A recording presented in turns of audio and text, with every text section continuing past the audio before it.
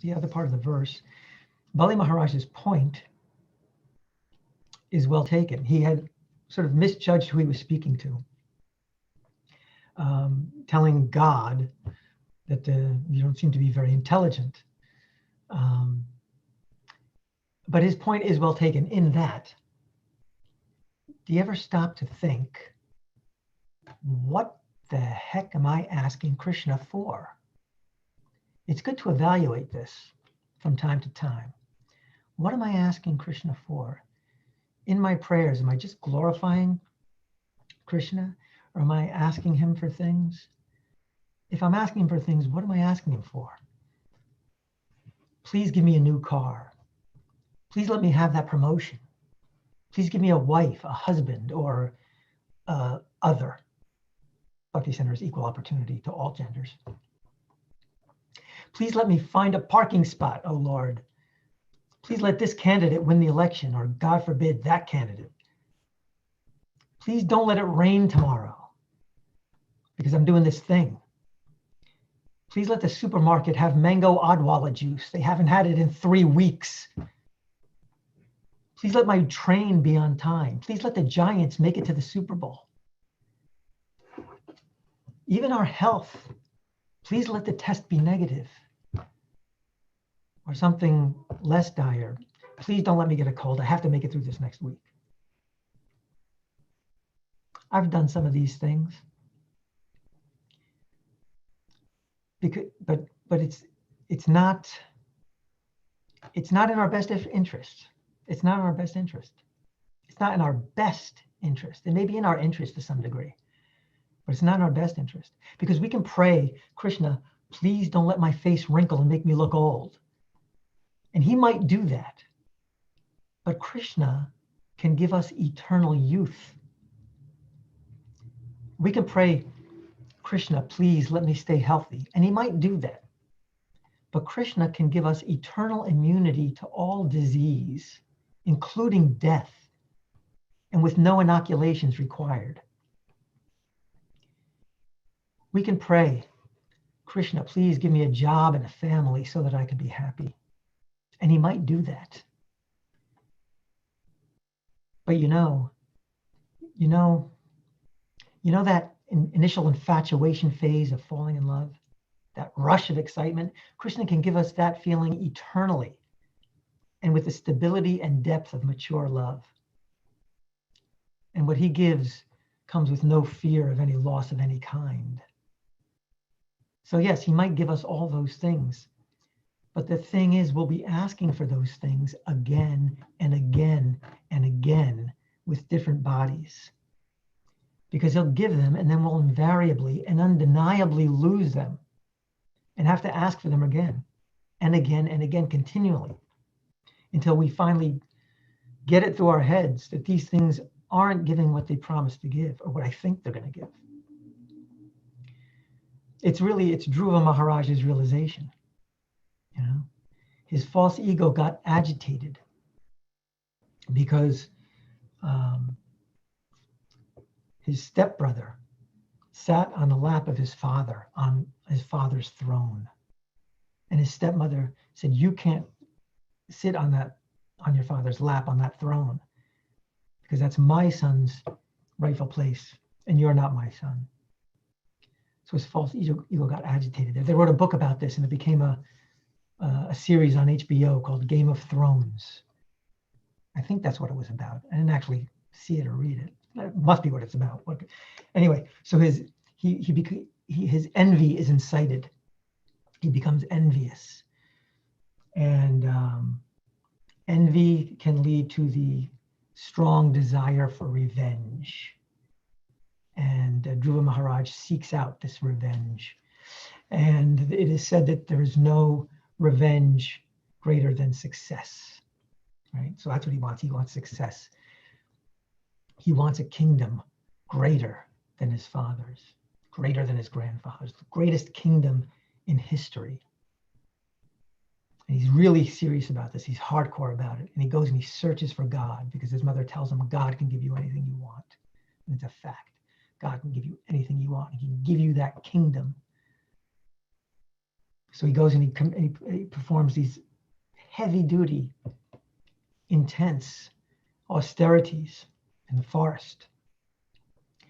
And he gets guidance from a guru, Narada Muni. And he actually ends up seeing God.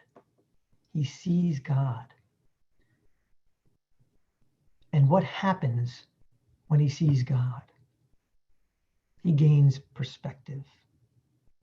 You know, we're like a little kid online in the shopping mall to see Santa Claus, you know. And it's like, I want this toy. I want this toy. I can't wait to get this toy. Santa's going to give me this toy. Santa's going to give me this toy. I'm getting there. I'm getting there. 2 more people before me. 1 more kid before me. Okay, you get on Santa's lap and you look at Santa and you forget all about the toy. Dhruva Maharaj sees God and he gains perspective. And he says, I've been looking for some pieces of broken glass. In the 4th canto of the Bhagavatam, Dhruva Maharaj says, persons who worship you simply for sense gratification of this bag of skin are certainly influenced by your illusory energy. Persons who worship you simply for the sense gratification of this bag of skin, it's a bag of skin, are certainly influenced by your illusory energy. In spite of having you, he says, who are like a desire tree and are the cause of liberation from birth and death, foolish persons, such as me, desire benedictions from you for sense gratification, which is available even for those who live in hellish conditions. He realizes, I'm asking you for stuff. Anybody can have this stuff. Animals can have some of this stuff. People who are in hell can have some of this stuff. And this is what I'm asking you for? You can deliver me from birth and death. That means you can deliver me from pain and suffering for the rest of eternity. And this is what I'm asking you for? In Srila Prabhupada's purport, he says, anyone can have whatever he desires from the Lord. But people in general do not know what kind of benediction they should ask from him. That's our flaw. We can have anything from the Lord. We don't know what to ask from him. Prabhupada continues, happiness derived from the touch of skin or sensuous happiness is present in the life of hogs and dogs. Such happiness is very insignificant. If a devotee worships the Lord for such insignificant happiness, he must be considered devoid of all knowledge. Right? Seeing God gives you perspective. And we say seeing God. I'm saying seeing God gives you perspective. It's getting to know God gives you perspective. Feeling the presence of God gives you perspective. Understanding God to even some extent can give you perspective. Even just having some faith in God can give you perspective.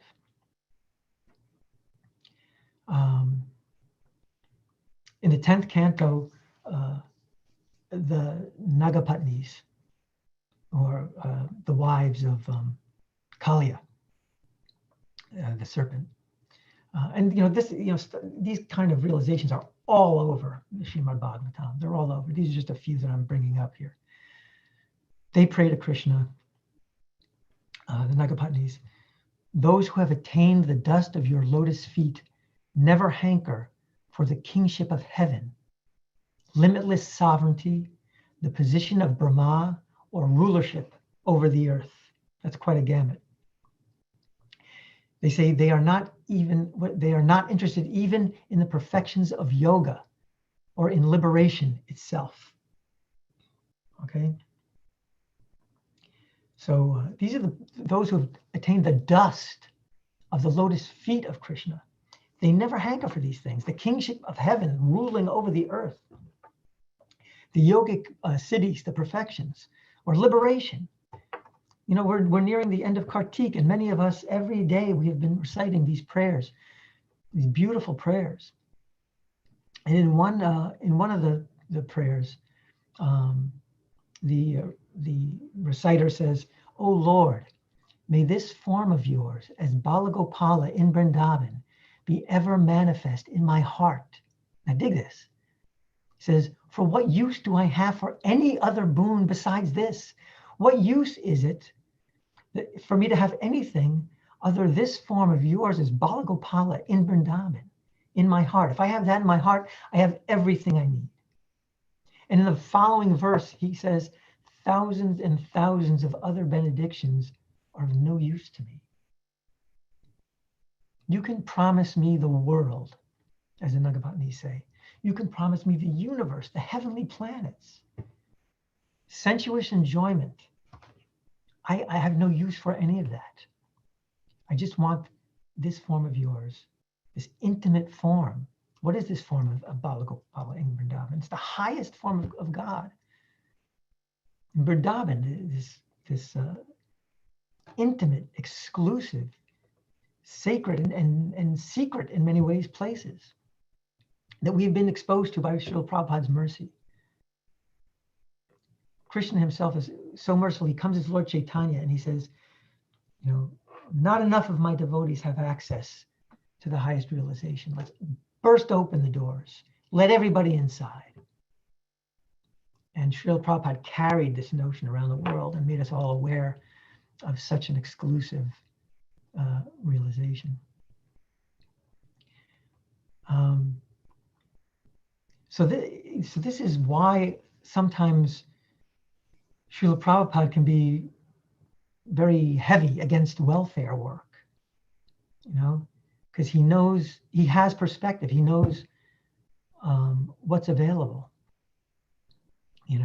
The only permanent relief I don't know if I read this or heard this somewhere recently. The only permanent relief that we can give ourselves or to the needy, which is basically everybody, is to provide them with the means to go back to their original home in the spiritual world, where all forms of suffering are absent, or as we say, sometimes conspicuous by their absence. We lack perspective. So Prabhupada sometimes spoke strongly about so-called welfare work, but he was living with Krishna at all times. So he had perspective at all times. He could see reality, spiritual reality, right in front of him at all times. Clear perspective.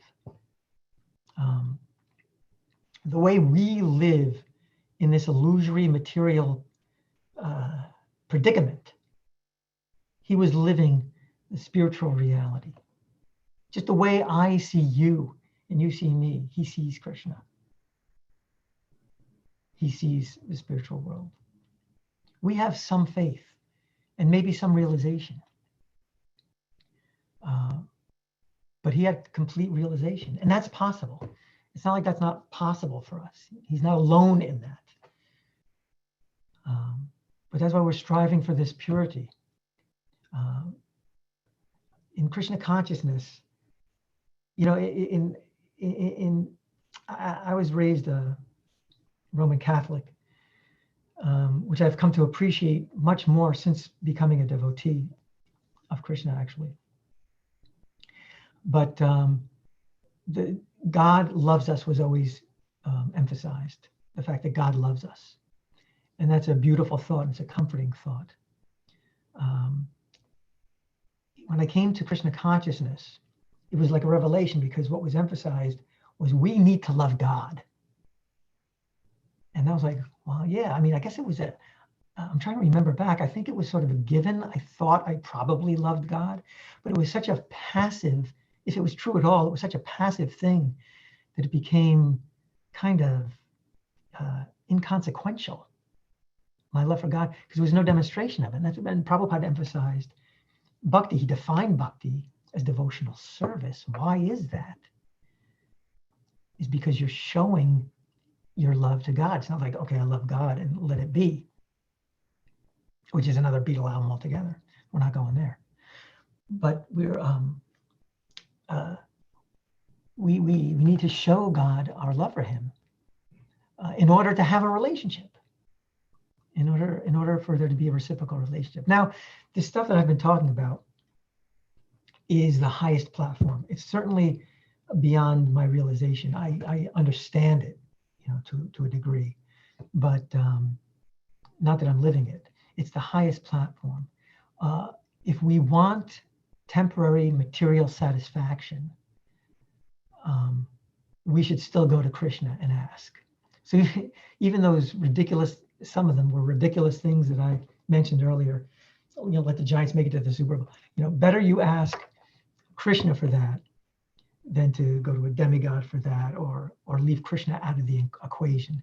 Because at least if you're asking Krishna for something mundane and ridiculous like that, you're bringing him in. And bringing Krishna in is always, always, always better than leaving Krishna out. Because I might even say to myself, like, well, it's kind of dumb to ask Krishna for the Giants to win the Super Bowl, but I really want them to win the Super Bowl. So I'm just, so then I'm training myself not to go to Krishna.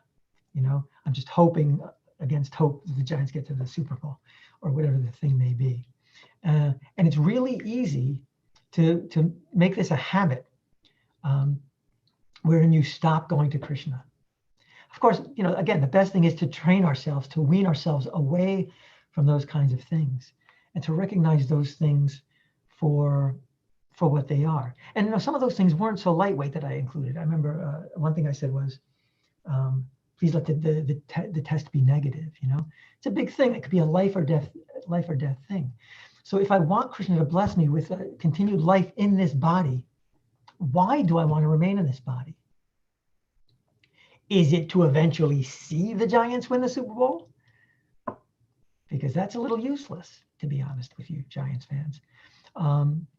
Or is it because, I don't know, I haven't really, I don't feel like I've pleased my Guru Maharaj yet. And I need to do that while I'm still in this body. And again, it may or may not be worthwhile in the eyes of Krishna.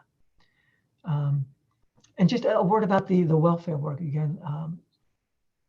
I'm not saying it's not good to do these things. It really depends on the consciousness with which we do these things. I'm looking at Adipurusha Prabhu right now, and people can dismiss what he and his cohorts there do. They can very easily dismiss that as, you're feeding the body, but what happens to the soul? But if any of you know Adipurusha Prabhu or have worked with him before, you know the consciousness with which he's doing this. And this is an act of bhakti, what he is doing out there. And I thank you, Adipurusha Prabhu, for what you do. And the guys behind him as well. So again, a lot of us have heard this idea that you don't have to change what you do. You just have to add Krishna. You just have to add Krishna to the equation. And that's right. So help people. Help people. Why?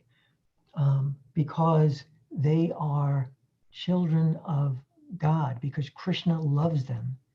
Because by serving them, I can serve Krishna if I'm doing it in the right consciousness. Because I don't want to see my brothers and sisters in a suffering condition. So whether it's feeding the homeless or nursing the elderly, or whatever it may be,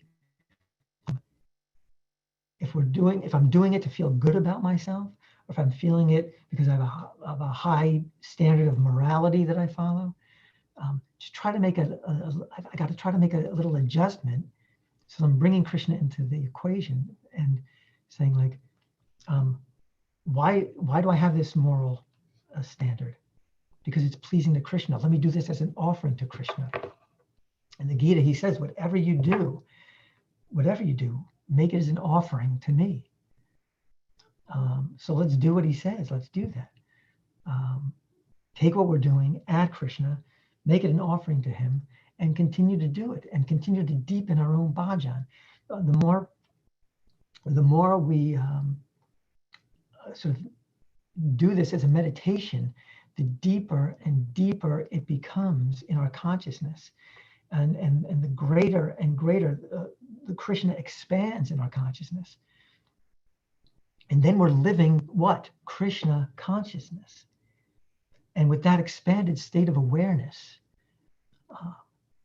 we sort of automatically imbibe the spiritual qualities that we all want so much. So we become more giving, more selfless. Our capacity to love is greater. Our capacity for love, we can, we have this idea of ever expanding love.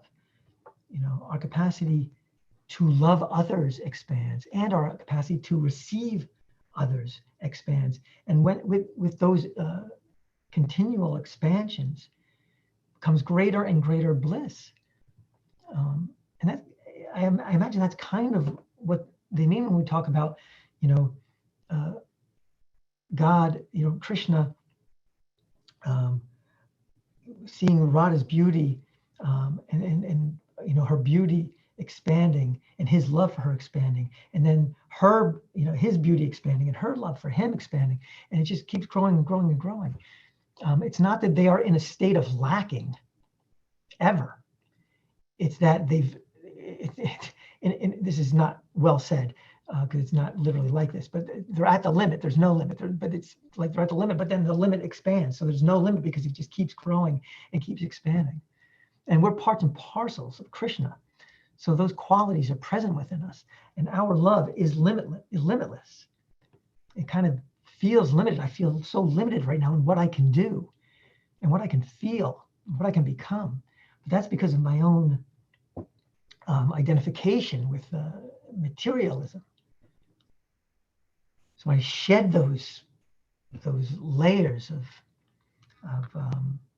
materiality, and then I can more and more experience the spiritual reality.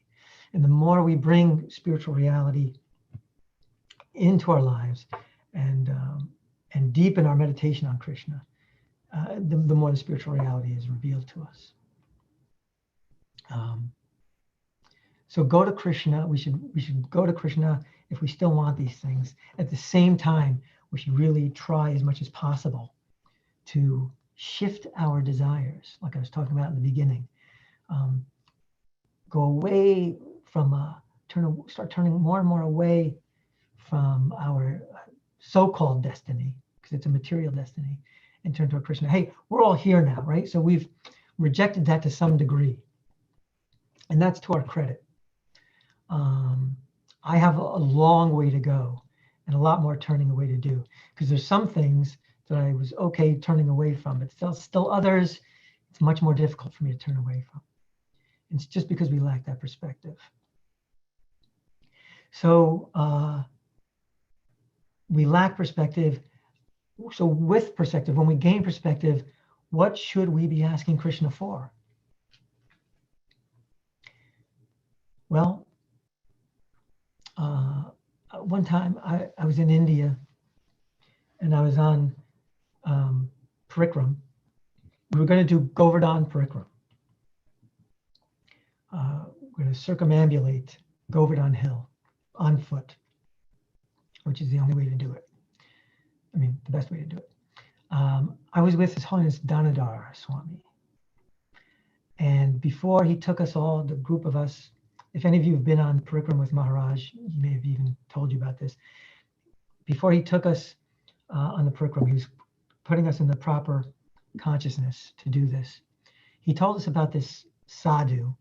He knows so many sadhus over there, who told him, whatever, when you're circumambulating Govardhan Hill, whatever you wish for, you will eventually get. You can get anything you want. It's not like a magical thing, but it is it's a little mystical, I grant you.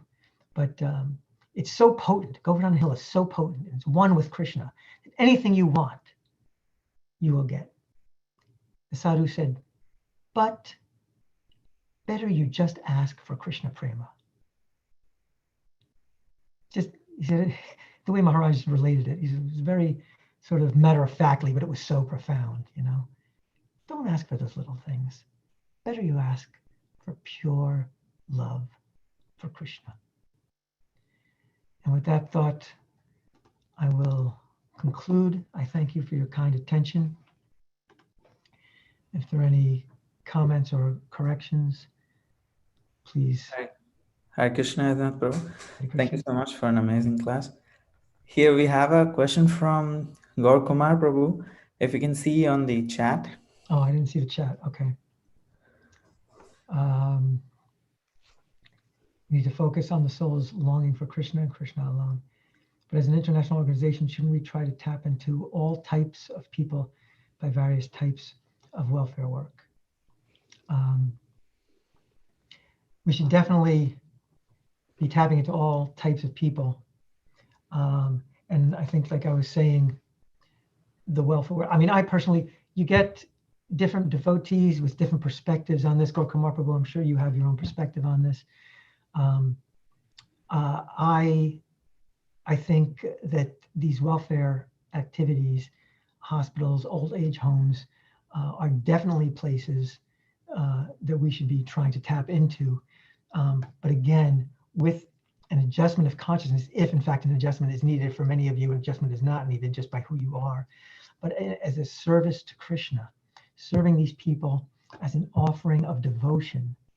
And I think those places are important because people at hospitals and old age homes are nearer to that threshold of what kind of body am I going to take on?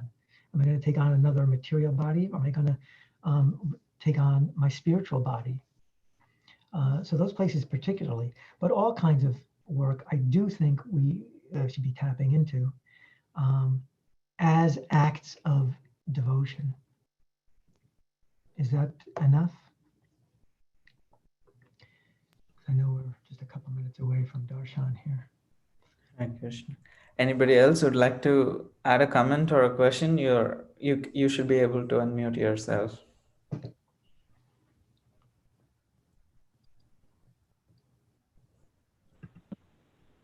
Hare Krishna, Yadu. This is Gail. Gail, I'm signing off. Okay, Gail, hit me. No, as a comment, actually, when you were talking about the fact that, we never know who we are dealing with, right? Right. And it's so interesting that you use the elevator analogy, because I could directly relate. When my mother was in the hospital many years ago, she was a cancer patient, and there were a couple of doctors, a doctor and a nurse, I think, in the hospital. They might have been residents or something. And my brother was in the elevator with them, and they didn't realize that the patient that they were discussing was my brother's and my mother. Mm. And so when my brother informed them, they said they have learned their lesson, because they were instructed, as medical professionals, to never discuss patients outside of, I guess, the room, or, like in public places like that. Right. And they learned that day that you never know who is around. Anyway, so your talk reminded me of that. So Gail, yes, it's so true. And thank by you. the way, I laughed at every one of your jokes, as you know. This Zoom thing is killing me, because we can't reciprocate with your humor. How do you think I feel? Thank you. Thank you so much for Here sharing. you go again. Thank you so much for sharing that story. That's wonderful. We should take that to heart in terms of, like, we hear we should, as doctors, they shouldn't share information about a patient, right? As devotees, we should never criticize people. Let's take a lesson there. And instead of being caught in the elevator with the person's son, let's just hear that story and intelligently take their bad experience and for ourselves. Let's remember not to criticize people. All right. Thank you, devotees, for this. Thank you so much for class. Hare Krishna. Hare Krishna. You're welcome. Hare Krishna.